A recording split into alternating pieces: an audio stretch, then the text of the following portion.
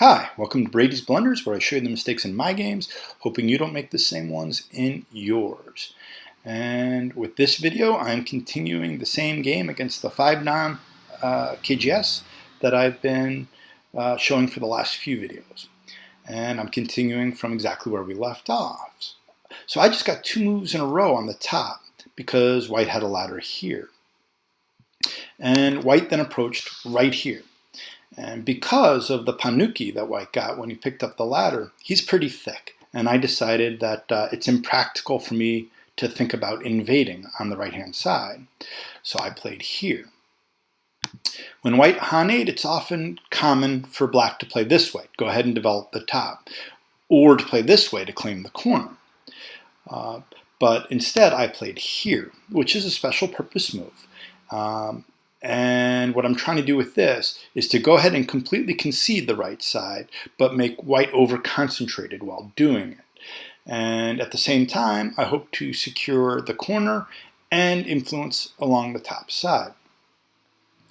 And this is it's not that unusual a joseki, and it's sometimes a really good choice for black. So it's a good joseki to know for both sides. And let me show you the standard joseki. This is the proper response for white, and not something that I would have come up with on my own. And the way one typically learns this is either to get burned because you didn't know how to react to this crosscut, or to see it somewhere.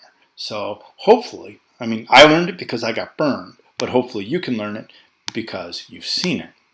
So this is the follow-up. And you can see that if black is able to descend, he's going to be able to capture those white stones. So it's natural for white to want to capture that stone. But first, white has some forcing moves. So white can play here, threatening an Atari and capture of this single stone. That would be really, really bad, so black needs to answer.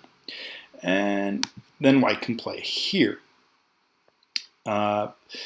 which would make it so that white doesn't need to capture that single stone. So again, black answers, making the infamous B2 bomber shape. And at that point, now white can come back and capture the single stone. So then black plays the Atari and then captures this stone in the ladder. And you can see that black has the top, but this stone actually has a lot of aji and can threaten to take away the corner. And black has influence on the left side. White has sente, which is quite big. But I thought this would be a perfectly good result. Oh, one thing to remember, if you're doing this as white, you have to play this peep before playing this Atari.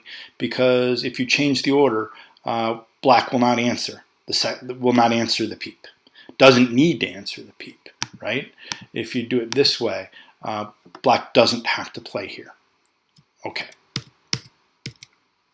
So white didn't play that, and instead white played here, which was a mistake. I connected, and then white played here. And this is where we get to a common concept, or maybe even it's a proverb, where if you're sacrificing a single stone, consider increasing the sacrifice to 2. And I did that. So I'm still intending to give up this stone, but I want more forcing moves. And so by extending, I now have 3 liberties instead of just 1. So white needs to capture, but that makes this move free and sente. So white plays there. And it turns out this turn is sente, because I'm threatening to capture these 2 stones. So white needs to play there. And then finally I get this move in sente as well. And then white captured here. So what did white gain out of this variation?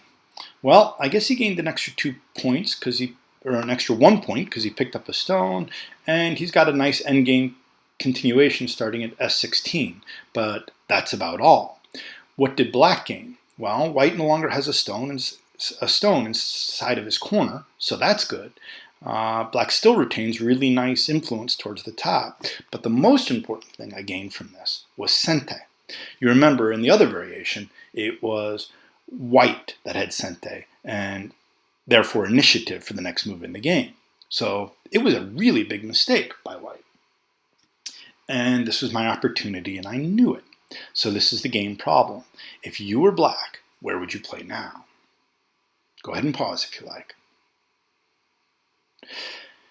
I thought for over a minute, but I still came up with a bad choice, and I played right here.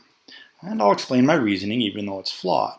And the idea is I don't want to get pushed low on this left-hand side, and this makes a nice, big, boxy formation in the upper left. And, we're taught that boxes make nice moyos, and I should gain lots of points from it.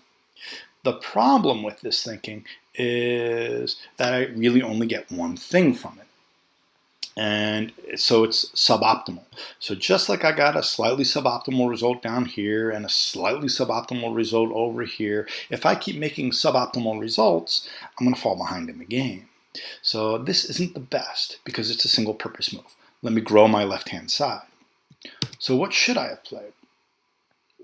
I would imagine most of you know the idea of sector lines and where to reduce some oil from. And the idea is that when all the rest of the moyo is secure, you can draw a line from this stone here, so one extreme of the moyo, all the way over to this, and black should be able to invade somewhere on that sector line. And if black goes in deeper than the sector line, then white will counterattack. If black goes on the sector line, white's not exactly sure what to do, but if white plays on this side of the sector line, then that's giving too much to white. White can just take the territory. So using that reasoning, one would think that this is the best move. But it turns out it's okay not to be as aggressive. And black can go ahead and play slightly passively right here. Because honestly, what black is getting is bigger than what white is getting. So if white just blocks black this way, black can ask again, really? Do you want that territory? Or are you going to let me poke in? Assuming white continues, black can jump. And if we look at what both sides are getting, even though I played one stone further than I theoretically could, just compare the size of the territories. We're both moved up to our 9th lines, but white is much narrower. Black's got 7 or 10 lines of territory inside of it, whereas I'm going from coast to coast. This is much bigger for black. Excuse me. So, but there's no really good answer for white.